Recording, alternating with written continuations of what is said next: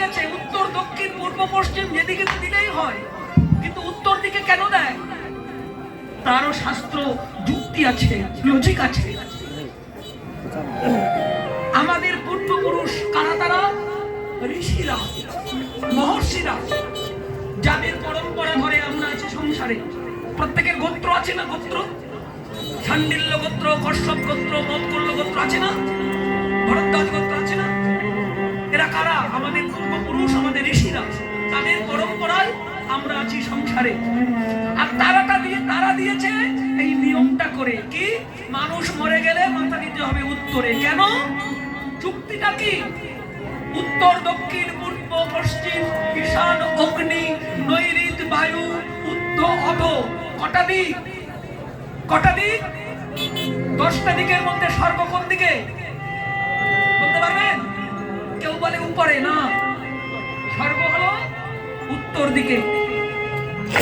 আমাদের আর্য ঋষিরা নিয়ম করেছে, আমরা মানুষ মরে গেলে কি বলি?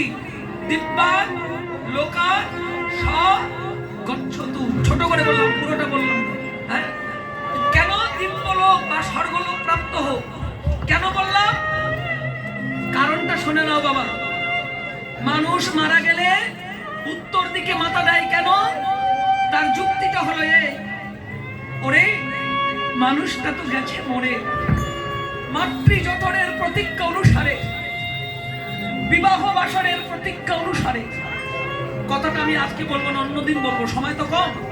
আমরা প্রতিজ্ঞা করেছি 3 বার।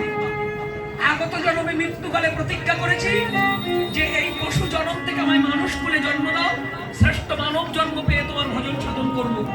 আর প্রতিজ্ঞা করেছি কখনো মায়ের জঠরে, এ কথা মা জানে। 7 মাসের সন্তান মায়ের জঠরে ছটফট করে না মা? আমরা সবাই করেছি। কেন? যন্ত্রণা সইতে না পেরে। সেদিন ভগবান দেখা দিয়েছিল, তার পায়ে ধরে বলেছি যে ভজন সাধন করব সংসারে যে। তাহলে 2 বার। আর প্রতিজ্ঞা করেছি কবে? বিয়ের বাসরে। কবে? যেদিন হস্তবন্ধন হয়েছিল বিয়ের বাসরে। ওই দুজনের হাতের মাঝখানে কে ছিল? ব্রাহ্মণ কালো পাথর নারায়ণকে রেখেছিল। আর হস্তবন্ধনের সময় সংস্কৃত মন্ত্রণের মাধ্যমে আমরা প্রতিজ্ঞা করেছি, তুমি পুরুষ আমি নারী।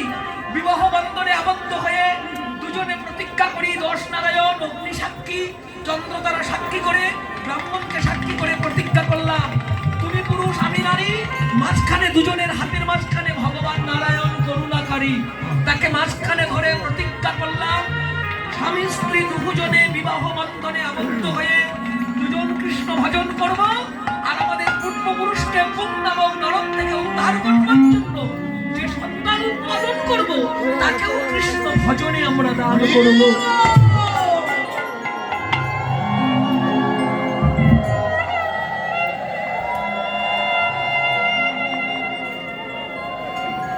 অনেক বড় কথা বলা হয়ে যাবে মা। আমরা তো নিয়ম মানি না, পঞ্জিকা দেখি না, অমাবস্যা পূর্ণিমা বাঁচি না, তিথি নক্ষত্র বাঁচি না। মায়ের সঙ্গে মিলন হলেই বাবার ছেলে সন্তান হয়ে যায়, মেয়ে সন্তান হয়ে যায়। কিন্তু প্রতিজ্ঞা করেছি আমরা পূর্বপুরুষকে উদ্ধার করতে হবে। এই জন্য বলে কোনো বংশে কোনো কুলে একজন সৎ সাধু কৃষ্ণ ভক্ত সুসন্তানের জন্ম হলে তার মাতৃকুলে 7 পুরুষ আর পিতৃকুলে 14 পুরুষ উদ্ধার হয়ে শ্রী ভগবান চরণ প্রাপ্ত হয়ে যায়।